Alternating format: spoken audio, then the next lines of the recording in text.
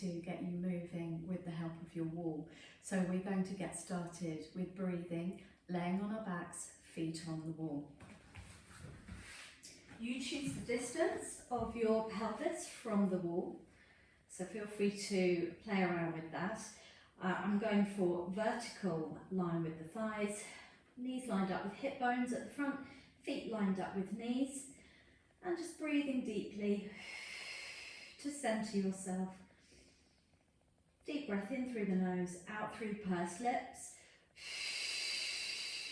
to engage the deep abdominals and help to focus your mind. When you are ready, hopefully you have a slight curve underneath your low back. We're going to find our ribs with our thumbs, our hip bones with our fingers. Exhale, tighten the tummy muscles at the front. Find the floor with your low back. Push the feet into the wall and then inhale to release. So you will feel a bit of work in the thighs, just a teeny bit. Exhale, tighten the tummy muscles. Find the ribs sliding down towards the hips. Imprint that spine on the floor and release. So you're making a little impression of your spine on your mat, and that little bit of push of the feet into the wall will help you to feel that just a teeny bit more. Good. And last one. So we're going to remember the hip rolls from last time. Keep your gaze up towards the ceiling, back of the arms and the shoulders pushed into the floor to help with your balance, spreading the toes into the wall, peeling the spine off, starting with the tailbone, the pelvis, the lower vertebrae.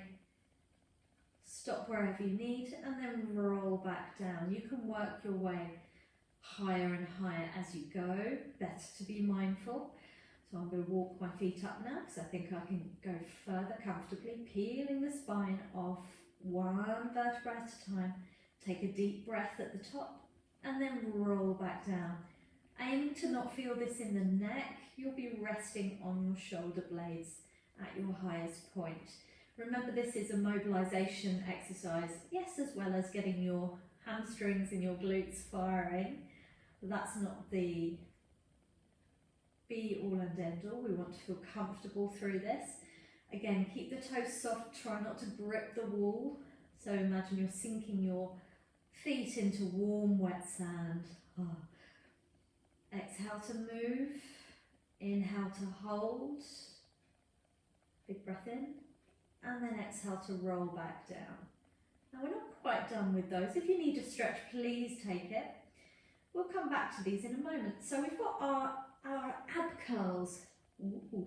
So if you are a beginner and you need a bit of help, then you want to go with long arms, gently hover them off. So we gently tuck the chin, lengthen the back of the neck, curl up head, neck, shoulders, hover the arms, look between your thighs, take a deep breath in there and then roll back down. We're not trying to jam the low back into the floor, although having the wall there will make that possible. We would like to push the back of the pelvis and the back of the ribcage into the floor and still allow for a gentle low back curve. Now obviously we will have different bodies, so make this work for you, make it feel comfortable. Now if you want to level up there and your neck needs some support, press cross fingers, interlace those fingers, place them behind the back of the head, the base of the skull. Make sure you can see your elbows in your peripheral vision. So we've got 10 o'clock, 2 o'clock angle of the elbows, curling up, and then enjoy the trembles because of that additional weight of the arms there, but it is really supportive for the neck. So lengthen the back of the neck, exhale, curl up, inhale, hold, and then roll back down, playing around with the position of the feet if we want them lower. Inhale, head nod, exhale, curl up, inhale, hold, exhale, roll back down. Take a moment, here comes the combo. So we're going to play around with our positioning of our feet on the wall. Start, I'm keeping my hands where they are for your reason. Start with the hip roll up. Now, before you start rolling down, start the ab curl. Lengthen the back of the neck, exhale, curl forwards, and sequentially roll that spine down as you gradually come up into the ab curl. Drop the head into those hands, don't put any pull into the neck. Then before we lay the head, neck and shoulders down, we start peeling the pelvis off and then sequentially rolling the spine back down, the head's last.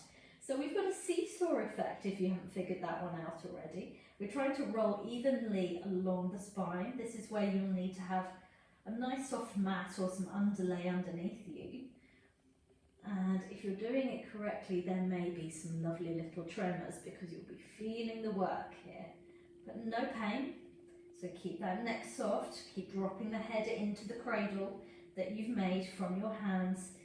The weight of the head is going into the back of the shoulders. Well done you. So you're really shortening the front of the body here, but also allowing some length when you're into that hip roll at the top.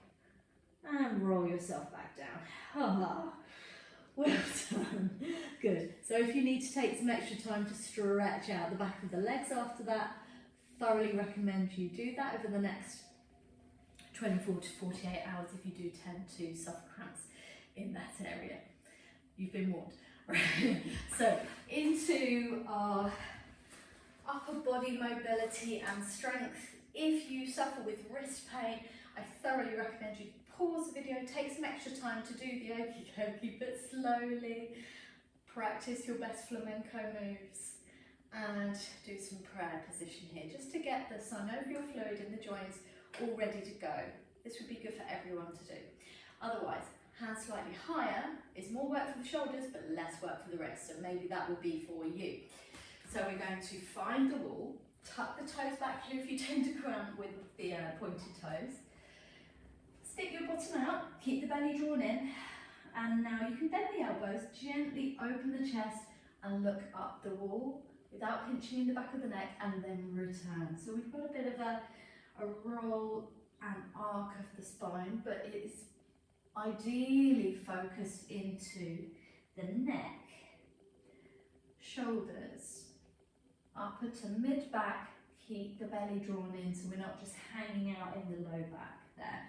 So play around with that one.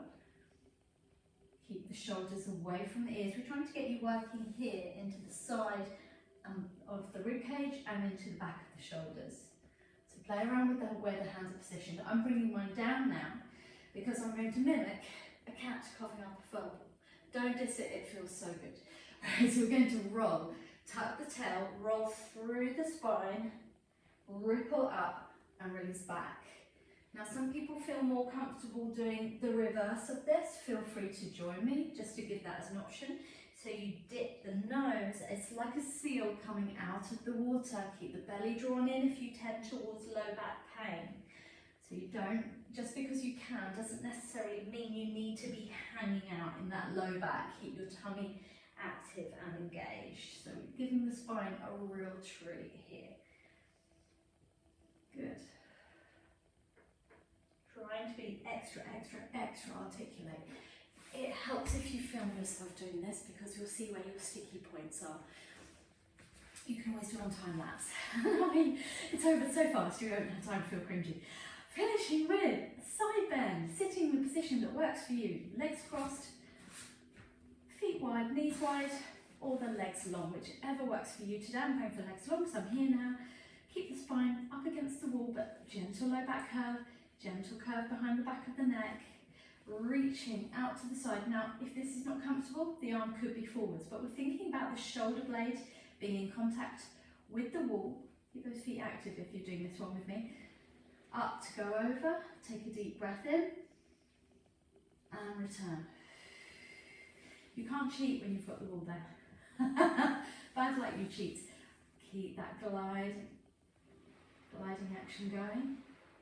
Take a deep breath in there, should feel the increased length here, and release. The breath is really important. Take a deep breath in, exhale over, inhale, hold,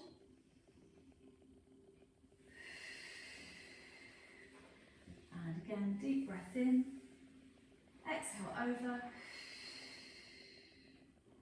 inhale, hold. If you struggle with the breath, feel free to just move. As you get used to these movements, you will be able to follow with the breathing up with that spine before you go over. You can always spider walk those fingers out and go a little further. Just be mindful of any disc issues you may have. Deep breath in, spine going up, up, up.